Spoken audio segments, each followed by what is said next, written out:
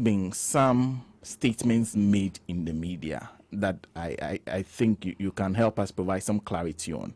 As far as you know, during the tendering process, was there ever a company known as PDS involved? No. But there was Miracle. Yes, there was Miracle. But there was no There's PDS. Miracle came with a Ghanaian, a local content partner, but not PDS. PDS is a special purpose vehicle set up by or cobbled together by those who were given the concession. And do you remember who the local content partner was? Yes, I do, but I don't want to put that out now. Okay. But I guess from your tone, it is not any of the persons who subsequently made up a 51% partners. I will want to skip that. And then there's also the issue of Energia SA. Was it also a partner to PDS to Miracle at the time? No, it wasn't. Energia came in after the tender process, after the botched tender process. Interesting. Well, so now we are here. I want you first to explain to perhaps our listeners why you thought it was important that you took the money from the US and did what they were demanding, give out the ECG on concession. What was important that was done? Well, the government of Ghana hadn't completed Compact 1. Qualified to be considered for Compact 2. Compact was a special engagement by the American government under Obama with Africa. And that was how they even set up the Millennium Challenge Corporation to manage the Compact engagement with Africa. We were part of Compact 1. We executed that. We had done very well according to them. And so we qualified for Compact 2. So when the negotiations for Compact 2 started, the Ghana government, then under Professor Mills and John Mahama, Vice President John Mahama, took a decision that the single biggest challenge to our industrialization was unstable power distribution, not generation, distribution.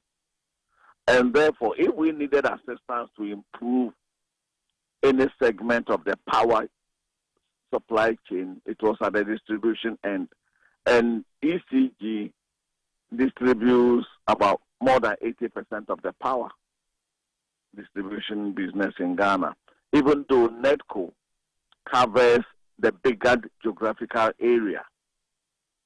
The ECG's quantum volume far outweighs that of NEDCO. Indeed, Tema alone consumes more power than the whole of the NEDCO area, which is more than 50% of the landmass of Ghana.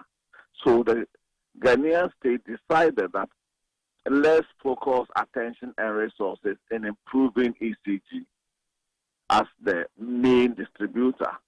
So that was how the power sector was chosen to be the beneficiary of Compact 2. Then, of course, through the engagement, two options became available to Ghana. One option was complete privatization involving a part transfer sale of equity.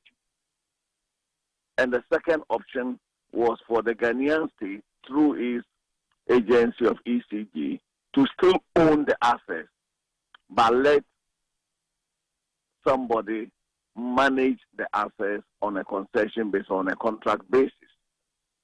It was during my time as minister that I presented to Cabinet the choice of the concession option as against the privatization the sale of equity option.